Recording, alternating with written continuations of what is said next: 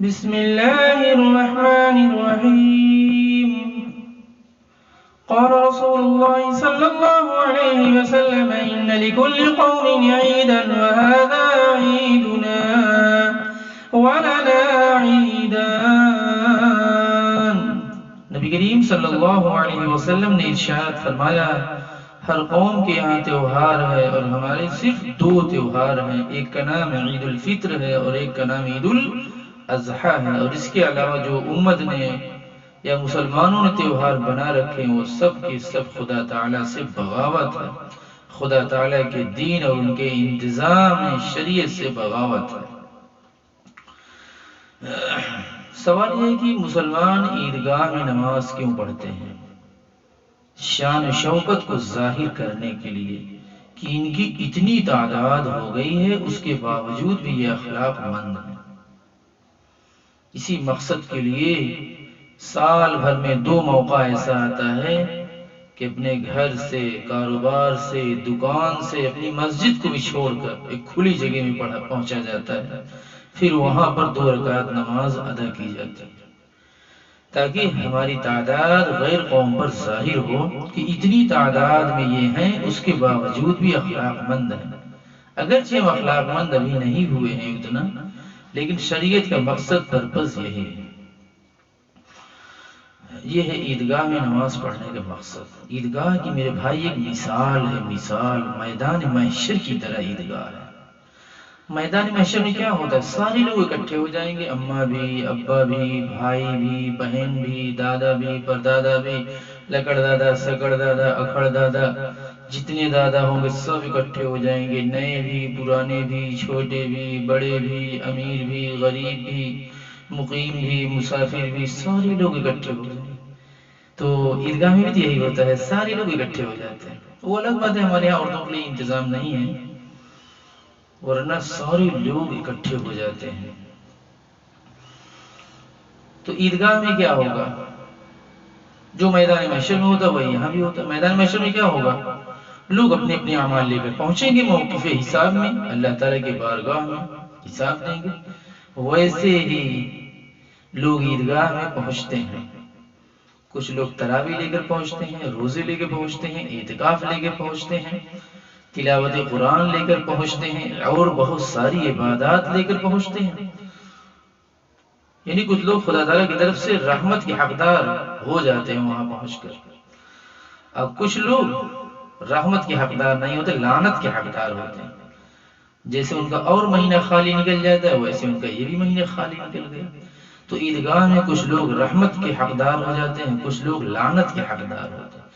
جس طرح میدان محشر میں کچھ لوگ خدا تعالیٰ کی طرف سے رحمت کے حقدار ہوں گے، کچھ لوگ لعنت کے حقدار ہوں گے۔ یہ عیدگاہ میدان محشر کی مثال ہے۔ کچھ لوگوں کو خدا تعالیٰ پروانۂ جنت دیتے ہیں، جہنم سے ان کو ضمانت مل جاتی ہے، اور کچھ لوگ جیسے کہ تیسے رہ جاتے ہیں۔ تو کچھ لوگ جنتی ہو جاتے ہیں اور کچھ لوگ جیسے کہ تیسے رہ جاتے ہیں۔ تو یہ عیدگاہ میدان محشر کی مثال ہے۔ تو کچھ لوگوں کے لیے یہ عید جو ہے عید سعید ہے، نیک بخت عید ہے، رحمت کا ذریعہ، اور کچھ لوگوں کے لیے یہ عید وعید ہے، وعید۔ اچھا، کچھ بھائی ایسے ہیں کہ عید الفطر والے دن سرما لگا کے آتے ہیں باقاعدہ دن میں۔ میرے بھائی سرما رات میں لیٹنے کے وقت لگانا سنت، ایسا نہیں آج عید الفطر والا دن ہے اس لیے ہم چل رہے نہا کر سرما لگائیں گے۔ سرمے کا تعلق رات سے ہے، دن سے اس کا کوئی تعلق نہیں ہے۔ نبی پاک صلی اللہ علیہ وسلم اہل خانہ کے ساتھ پوری فیملی عیدگاہ میں جایا کرتے تھے، اکیلے نہیں جاتے تھے آپ صلی اللہ علیہ وسلم۔ حضرت حسن بھی ہوتے تھے، حضرت حسین بھی ہوتے تھے، فضل بن عباس ہوتے تھے، حضرت جعفر ہوتے تھے، حضرت اسامہ ہوتے تھے۔ سارے صحابہ کے بیچ میں اللہ کے نبی صلی اللہ علیہ وسلم اپنی فیملی لے کر پہنچتے تھے مقام جبانہ میں، کھلی جگہ میں، اور وہاں پر عید الفطر کی نماز ادا کرتے تھے اظہار شان شوکت کے لیے، اور اس وقت اس کی ضرورت اور زیادہ تھی۔ میرے بھائی عید بقرعید کے موقع پر بہت سے لوگ مصافحہ معانقہ مانے گلے ملنا خوب ملتے ہیں. ادھر عید نماز ہوئی کہ ادھر گلے ایسے لٹائی مچتی ہے کیا بتاؤں. اس کی کیا حقیقت ہے؟ دیکھیے مصافحہ معانقہ کس وقت کے لیے ہے؟ ایک مومن گزر رہا ہے آپ اسے سلام کیجیے، موقع ہے مصافحہ ملا لیجیے. لیکن بہت دنوں کے بعد ملاقات ہو رہی، 6 مہینے کے بعد، 6 سال کے بعد، دبئی چلے گئے اب آ رہے ہیں، کبھی کبھی دل چاہتا ہے لائیے گلے مل لیں، تو گلے مل لیتا اگر آدمی. اچھا بہت سے آدمی کیا عیدگاہ میں بیٹھے تھے، ابھی بغل میں بیٹھے تھے، بات چیت بھی کر رہے تھے، لیکن وہی جو بغل میں بات چیت کر رہے تھے نماز کے بعد دھکا دھک آپ سے ہی مصافحہ ملائیں گے، معانقہ کرنے لگیں گے. تو یہ مصافحہ اور یہ معانقہ کب کیا جاتا ہے؟ مدت طویلہ کے بعد، یا وقت ملاقات یا وقت رخصت. آپ کسی سے مل رہے ہیں کافی دنوں کے بعد، تو سلام بھی، مصافحہ بھی، معانقہ بھی لے، گلے مل لیجیے.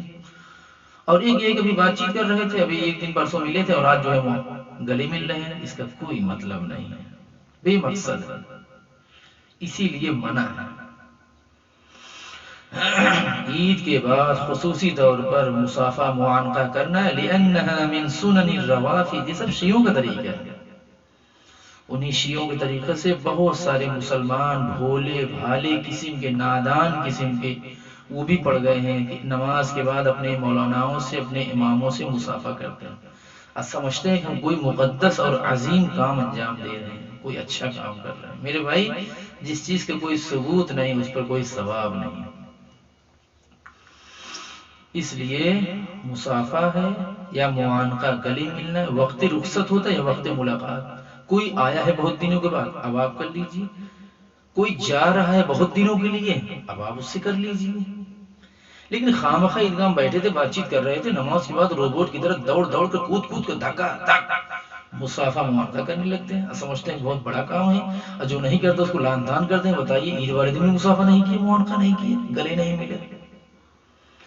میرے بھائی مسلمان کے لیے 3 دن سے زیادہ بول چال بند کرنا، تعلقات ختم کرنا بالکل جائز نہیں ہے، سختی سے منع ہے.